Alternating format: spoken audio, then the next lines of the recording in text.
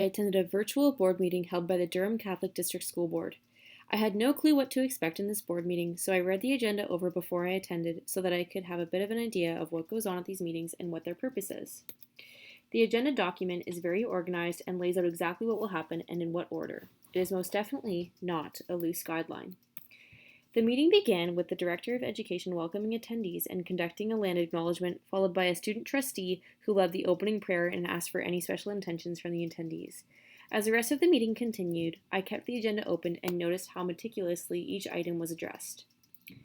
There was a longer presentation from one of the superintendents regarding special education and the board's partnership with Grandview Children's Center, where the superintendent discussed how this new partnership will relieve pressure from the school board and allow families to work directly with Grandview Children's Center to receive diagnoses and support. It was also discussed how there are still long wait lists, and the board discussed possible solutions to shortening this wait list. Prior to this meeting, I had no idea what trustees did. One of the items on the agenda is to consider motions, and this is where I witnessed the most participation from trustees. The motion that was being discussed was for meetings to become completely paperless within the school board. There was a lengthy discussion about this motion, and most people seemed to be on board, but some had concerns about some types of meetings, such as team meetings with parents who might not have technology that they could use for a meeting. I noticed that during this discussion, the trustees were pushing heavily towards passing this motion and ended up saying that board meetings and all meetings when possible should be made paperless, as it is time to move towards paperless methods because of the environment and because it's also cost effective. During the discussion of this motion, it dawned on me that decisions like this are made board-wide, even though the schools that are part of this board deal with very different communities. The resources available to families in different areas of the district vary greatly, and the discussion of this motion made me wonder how a decision like this could be made for the entire board at once. A school in Brooklyn might be able to handle a transition to paperless meetings, while a school in South Oshawa might not. This made me wonder if decisions like this take place at the school level, at the principal's discretion, and at the school board level. Chapter 6 of our textbook notes that women are underrepresented in administrative roles in education, considering the percentage of women who complete higher level degrees in education. I am happy to say that something I noticed while attending this meeting is that there was a great representation of women in the Durham Catholic District School Board.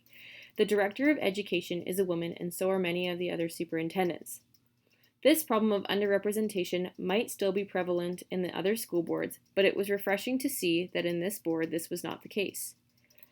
Chapter 6 of our textbook also compares the school board system in Canada to something between the factory model of organization and the hospital model.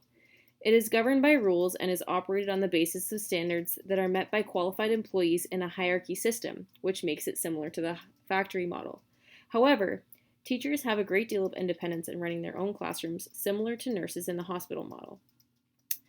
Our education system today is moving towards a community of learners, which is how I would like to view the system. I can see how there are other parts of both models that are necessary in a system like this, but collaboration is necessary for a school to be successful. Each school operates in its own unique way, and this makes me wonder how a school board can effectively make decisions and pass motions that affect all schools in the board in the same way. A question that I would like to ask a trustee after attending the board meeting is how they advocate for the needs of the schools in their designated area and how they communicate with the employees of each school that they are responsible for. After this meeting, I was also left wondering if some of these decisions are also made at the school level, and this is something I would be interested in asking a principal or trustee for clarification. Overall, attending this board meeting gave me insight to the inner workings of a school board and how decisions are made.